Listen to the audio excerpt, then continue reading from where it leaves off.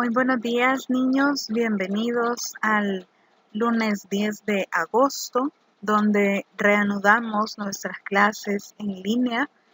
Creo que todos estamos muy contentos de haber hecho una pausa en nuestra rutina y haber tenido un tiempo de descanso, de meditación, de compartir con familia o con amigos de forma virtual. Y creo que todos nos incorporamos este día con mucho ánimo de hacer las cosas muy bien. Les invito también a que agradezcamos a Dios por todas las bendiciones que hemos recibido, porque ha cuidado de nuestra vida, ha preservado nuestra salud y nos permite incorporarnos para continuar con nuestro año escolar. Este día quiero compartir con ustedes una imagen que encontré donde nos invita a practicar 10 hábitos o 10 actitudes que nos llevan a ser una gran persona. Y si usted las puede leer, creo que aprecia que son actitudes que no se aplican exclusivamente al área académica, puede ser en cualquier ámbito en el que nos desenvolvemos. Por ejemplo, la puntualidad. A veces hasta para la diversión es necesario ser puntual. Por ejemplo, si yo voy a ir al cine y llego tarde, me voy a perder el inicio de la película o me voy a perder los avances de las películas que vienen. Así que, por ejemplo, a la hora de divertirme también tengo que ser puntual. Ya no se diga en un trabajo o a la hora de mis clases, debo ser siempre puntual. Dar las gracias y sonreír. No me cuesta nada una sonrisa hacia una persona o dar las gracias por lo que hagan por mí, por mínimo que sea. Si alguien hace algo para mí o por mí, es necesario dar las gracias. Esforzarme en todo lo que hago, ya sea colaborar en casa, ayudar a mi hermanito con su tarea o en mis propias tareas, siempre es necesario esforzarme para obtener un excelente resultado. Dejar que otras personas me enseñen. Todos tenemos algo bueno que transmitir, pero es necesario tener una actitud positiva y ser muy receptivos para aprender de otras personas. Ayudar a los demás. Eso me permite, en primer lugar, crecer a mí como persona. Y, obviamente, al ayudar, estoy beneficiando a alguien más. Tener pasión, es decir, preferir algo por sobre todas las demás cosas. Yo tengo pasión por la lectura, tengo pasión por el fútbol, tengo pasión por la música. Cualquier cosa que usted prefiera sobre las demás, esa es la pasión. Y es necesario hacerlo de la mejor manera y más aún disfrutarlo. Aprender de mis errores. Trabajar para que mis errores sean un aprendizaje. Yo hice algo incorrecto. ¿A qué me llevó esa actitud incorrecta? En el futuro no lo vuelvo a hacer. O en el futuro sé cómo actuar ante cualquier situación. Entonces, un error que me deje un aprendizaje. Veámoslo de esa manera. Y el último, decir siempre por favor. Eso demuestra mucho mi educación. Dar las gracias, decir por favor.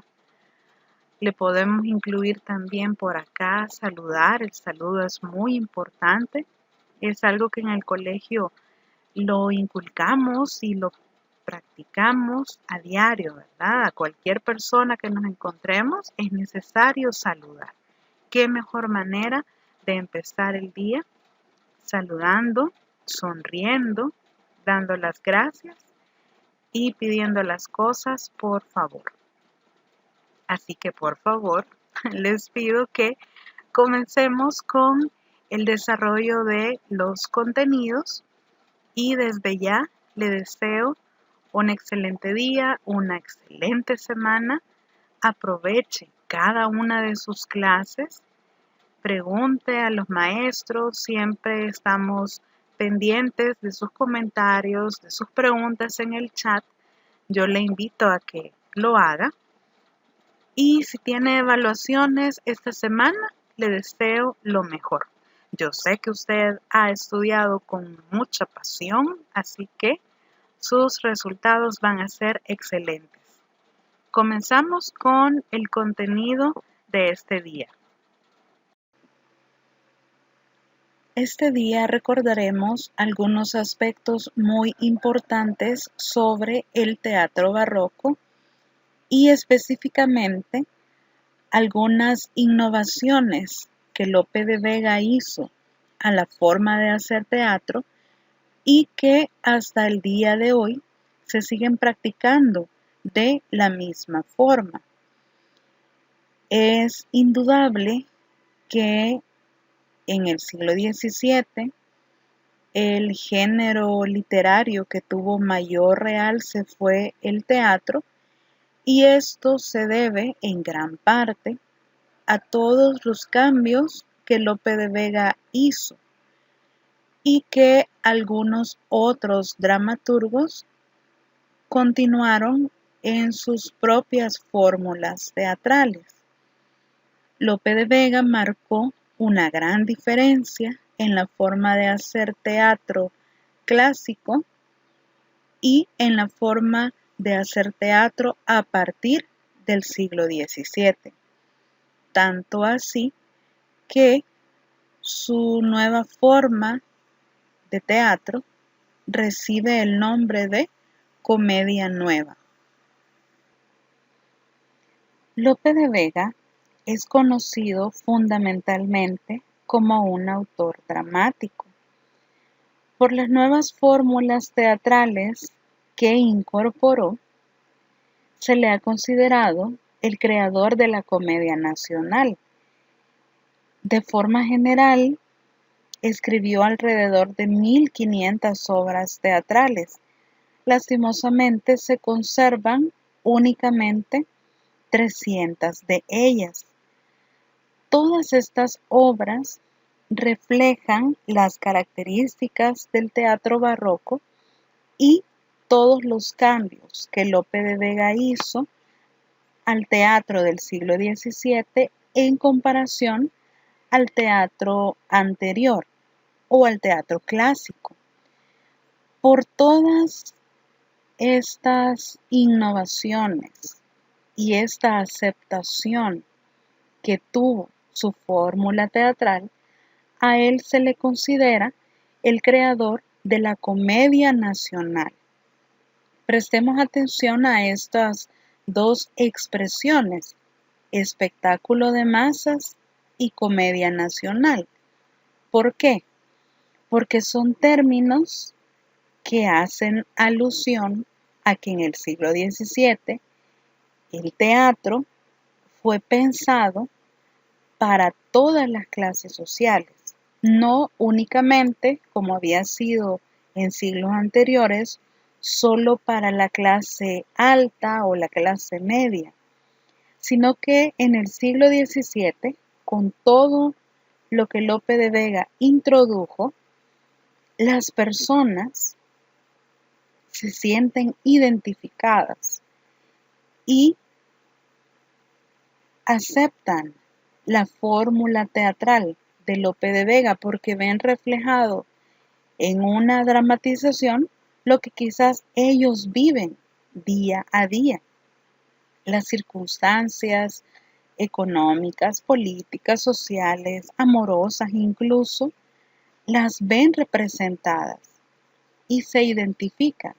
Entonces, por eso, Lope de Vega recibe ese nombre. Creó la comedia para todo mundo, la Comedia Nacional. Creo que ustedes recordarán el espacio escénico en que se comenzó a dar la Comedia Nacional y eran los corrales de comedias, que en su forma más originaria o primitiva se trataba de el patio al interior de las casas donde había un tablado a manera de escenario y ahí se llevaban a cabo las representaciones teatrales. Eso sí, en el corral de comedia, las clases sociales sí estaban divididas por estratos. Por ejemplo, en los aposentos o en los desvanes estaban reservados para el rey, para los clérigos, para la gente noble. En cambio, las gradas y el patio estaba reservado para las mujeres de clase baja y para los hombres que muchas veces llegaban no solo a ver la representación, sino que a buscar pelea, ¿verdad? Recuerden que en este tiempo era muy común las peleas de espada o peleas de honor entre los hombres, entonces no era algo de qué extrañarse, sino que podía ser algo muy común que en el patio de un corral de comedia, al mismo tiempo que se estaba llevando a cabo una representación teatral, un grupo de mosqueteros, por ejemplo, estuviera hasta atrás, llevando a cabo una lucha de espadas, por cualquier razón que ellos consideraban de peso. Entonces, tengamos en cuenta y recordemos por qué el teatro es un espectáculo de masas en el siglo XVII y por qué a Lope de Vega se le llamó el creador de la Comedia Nacional. Comedia Nueva es el nombre que recibe todos los cambios o todas las innovaciones que Lope de Vega hizo al teatro. ¿Qué características tuvo esta Comedia Nueva? En primer lugar, quebranta las unidades dramáticas que tenía el teatro anterior: acción, lugar y tiempo. En la Comedia Nueva y por ende en el teatro barroco, la acción, por ejemplo, podía tener distintos asuntos que en algún momento se relacionaban entre sí. Por supuesto que la historia principal siempre va a ser una, pero alrededor de esas historias hay otras más pequeñas de otros personajes que en algún momento tienen cierta relevancia con el hilo principal de la representación. Entonces, en el teatro barroco puede haber más de una historia. Repito, siempre habrá una historia principal, que es la de los protagonistas, pero existirán otras historias de menor relevancia que en algún momento tienen incidencia en la acción principal. También el lugar en la Comedia Nueva o en el teatro barroco podía suceder en diferentes escenarios, incluso en escenarios lejanos. Si la obra, por ejemplo, iba a tener varias historias, obviamente los lugares, los escenarios de las historias iban a ser diferentes. Entonces ya no hay una unidad de espacio o de lugar, sino que van a ser diferentes e incluso alejados del lugar donde inicia la historia, por ejemplo. Y la tercera unidad que fue quebrantada sería el tiempo. En la comedia nueva, el tiempo no tiene límites. Puede extenderse a semanas, meses, incluso años. Todo eso queda a libertad del autor. Otra característica es mezclar lo cómico y lo trágico. Lope de Vega creía que las obras debían ser un retrato fiel de lo que sucede en la vida. Por esa razón mezcla estos dos elementos frente a la preferencia de los géneros puros anteriores como tragedia o comedia únicamente, que así era en el teatro clásico. O era una tragedia o era una comedia, pero no mezclados. Sin embargo, Lope de Vega lo hace porque consideraba que la vida es así. Tenemos altos, tenemos bajos, tenemos días buenos, otros no tan buenos, y entonces él quiere representar eso en sus obras teatrales. La composición de la obra en 3 actos para que correspondan a planteamiento, nudo, desenlace, muy distinto a las obras clásicas que tenían 5 actos y dificultaba mucho esa división de planteamiento, nudo y desenlace. Entonces él opta por simplificarlo y van a ser únicamente 3 actos para que sea inicio o planteamiento, nudo y desenlace. Hay una libertad en la versificación. ¿Por qué? Porque puede combinar distintas medidas y estrofas. Hay una métrica adecuada para cada personaje y la importancia de lo que cada uno dice también. Obviamente los personajes nobles tendrán estrofas más elaboradas, estrofas más extensas, y no así los personajes de clase baja que incluso pueden tener diálogos o estrofas cómicas e incluso puede llegar a mezclarse verso y prosa.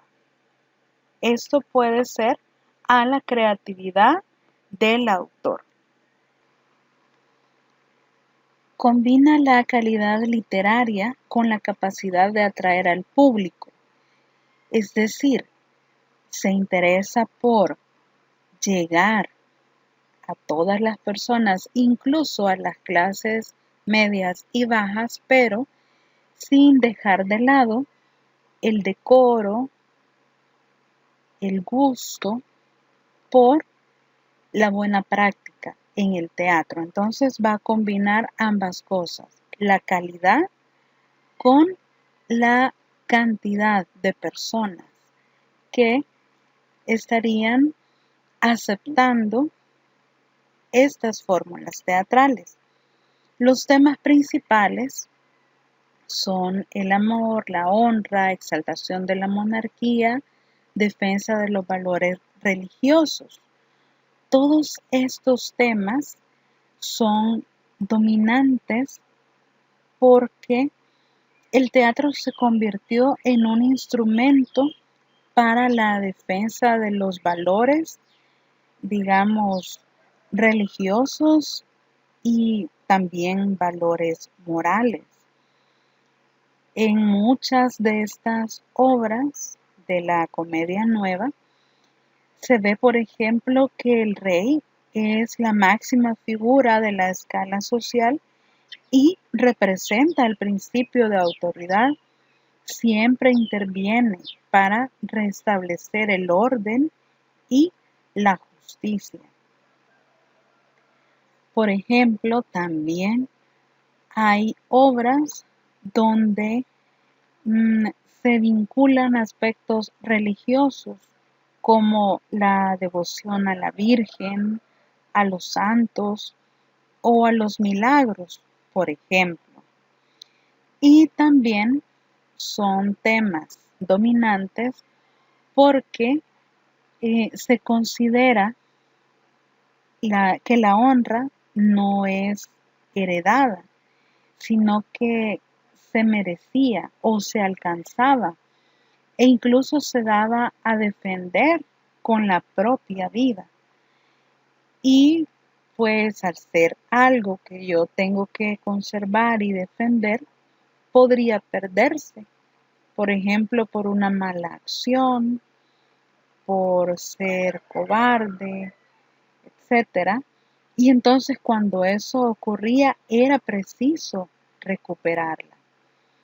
Entonces, si ustedes ven, son temas que las personas podrían identificar fácilmente en su propia vida. Y por eso es que el teatro del siglo XVII fue muy exitoso. La última característica que voy a mencionarles es la inclusión de gran variedad de personajes. A continuación vamos a describir un poco de cada uno de ellos. En primer lugar tenemos al rey, que puede ser de dos concepciones, o puede ser un rey con dos aspectos, un rey anciano y un rey joven. Sabemos que el rey anciano es aquel que va a impartir justicia, que tiene una gran escala de valores morales, religiosos, que tiene una conducta, una moral y una fama intachables y que es justo en todo sentido. Su edad le ha proporcionado sabiduría. Entonces el rey anciano siempre es un personaje positivo en la comedia nueva. De forma contraria, el rey joven va a ser muy soberbio, va a tomar decisiones injustas y su misma juventud le da un ansia de poder que muchas veces lo lleva a actuar de manera inadecuada. El galán va a ser el protagonista de la comedia nueva y su escala de valores se asemeja mucho al rey anciano.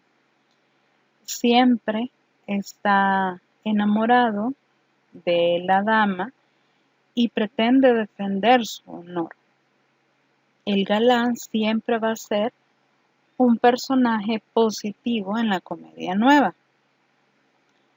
Tenemos a su rival eterno, que sería el antagonista, que tendría características muy parecidas al rey joven. Incluso pueden hacer alianzas porque pueden tener intereses en común.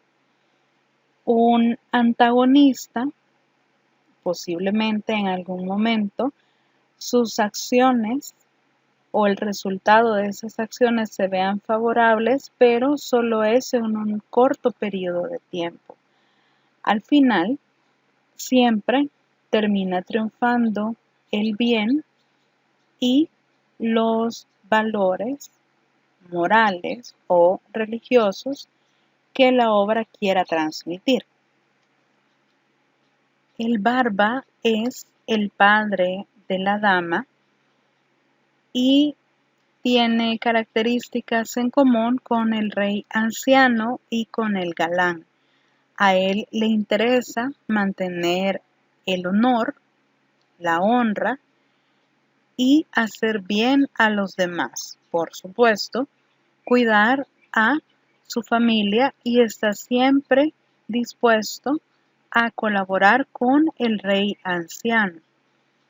La dama, que es la pareja del galán, también protagonista de la trama de la obra, representa el ideal de mujer de la época, muy sumisa a los deseos y órdenes de su padre, y cuando ya es la esposa del galán, pues entonces una mujer sumisa, cariñosa y amorosa a su esposo. La criada es como la confidente de la dama, algo muy revolucionario para la época, según mi opinión, porque son dos clases sociales en los extremos y que en la vida real yo dudo mucho que eso haya sido de esa forma, que una criada fuera la confidente de una dama, de una noble o de una princesa.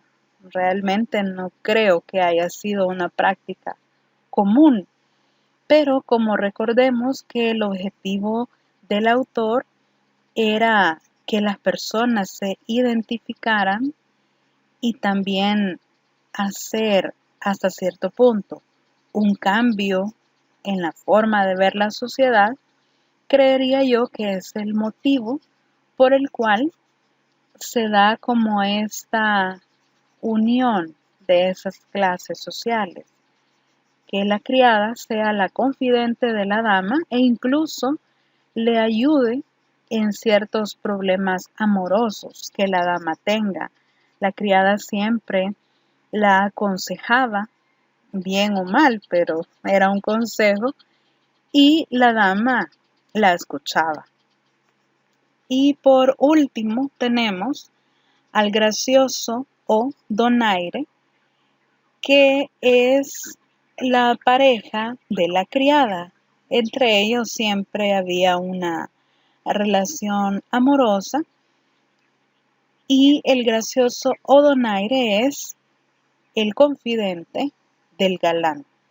De nuevo, ¿verdad? Algo muy revolucionario, quizás no muy común y que tenía un objetivo implícito.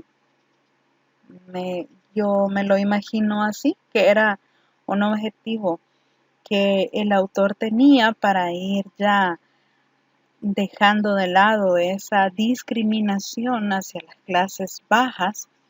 Entonces en la comedia nueva le da cierta relevancia a este tipo de personajes, a una criada, a un criado, a un sirviente, que hasta cierto punto tiene una relación de amistad muy íntima con sus amos o con los nobles a quienes ellos servían. Todos estos personajes son algunos más relevantes de la comedia nueva y con los cuales toda la sociedad podría identificarse. Arte Nuevo de hacer comedias es un texto ensayístico en verso que Lope de Vega escribió y leyó como un discurso ante la Academia de Madrid en 1609. Es una obra que consta en total de 389 versos y en ella el autor tiene dos objetivos. El primero, hacer una defensa de todos los cambios o de todas las innovaciones que ha tenido en el teatro, pero también quiere dar recomendaciones a los demás dramaturgos de su fórmula teatral. Expresa también sus logros y fracasos, pero esto es con el objetivo de ayudar a otros, de recomendarles qué es bueno hacer o qué es lo más adecuado. Fue necesario que él hiciera esta defensa ante los académicos porque ellos desaprobaban todos los cambios o todas las innovaciones que él había implementado. Sin embargo, de una forma muy ingeniosa, Lope de Vega incluye en el título una contradicción, porque si usted ve arte nuevo, son dos palabras en aquel momento se referían a cosas muy distintas.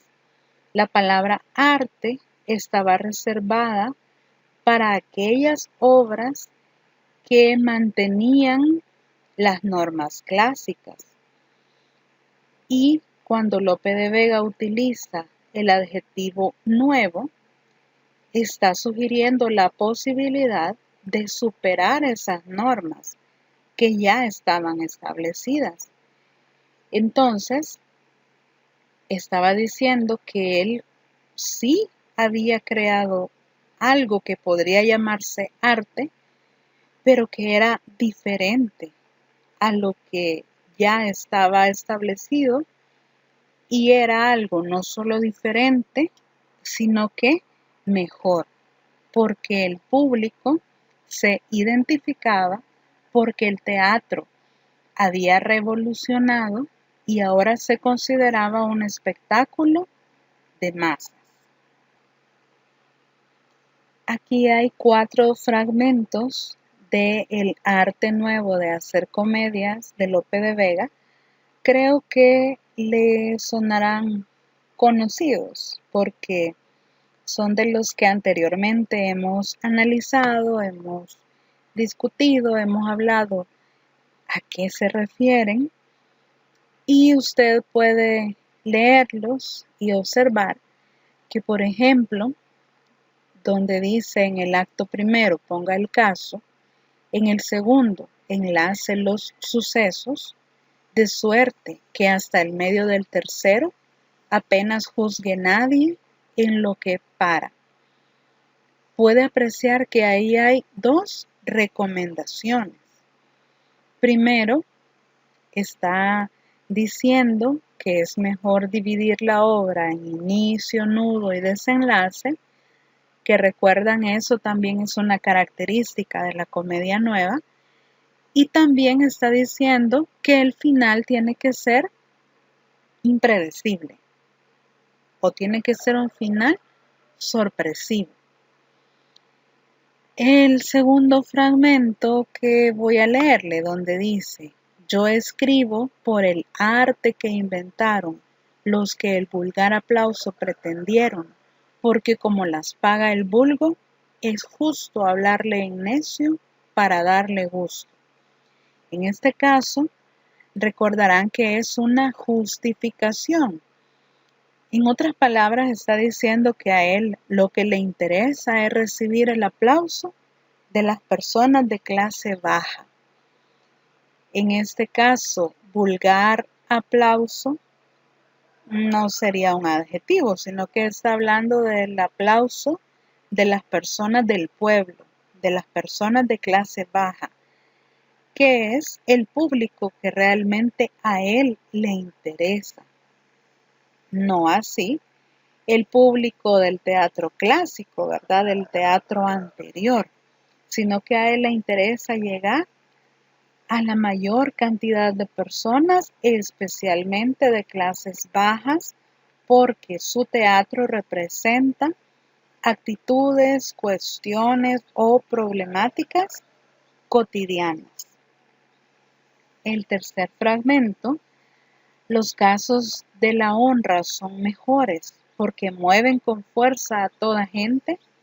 Es una recomendación. Está diciendo que ese tema es popular y más aún es atractivo hacia las personas. Es algo que concierne a todos, ¿verdad? Porque para todos es importante la honra. Entonces está recomendando mucho esa temática en las obras teatrales. Y el último: quede muy pocas veces el teatro sin persona que hable, porque el vulgo en aquellas distancias se inquieta y gran rato la fábula se alarga. Esta es una recomendación donde se incluyen los entremeses. Creo que ustedes recordarán bien que un entremés es aquella representación corta de una extensión mínima que no tiene nada que ver con la obra que se está representando, simplemente se puede llevar a cabo entre un acto y otro para dar lugar al cambio de escenario, de vestuario, etcétera, y que es una forma de entretener al público para que no se aburra o no pierda el interés entre un acto y otro o entre cambios de escenario y vestuario. Entonces, aquí hay un pequeñito ejemplo del arte nuevo de hacer comedias y que yo estoy segura que al volver a leer estos fragmentos y analizarlos, ustedes recordarán, ¿verdad? Esas clases de primer año donde estudiamos el teatro barroco y el teatro de Lope de Vega. Nos quedamos en la sección de preguntas y respuestas. Yo estoy en el chat atenta a contestar todas sus inquietudes y les deseo un buen día, una buena semana, que se encuentren muy bien y nos veremos en la próxima clase.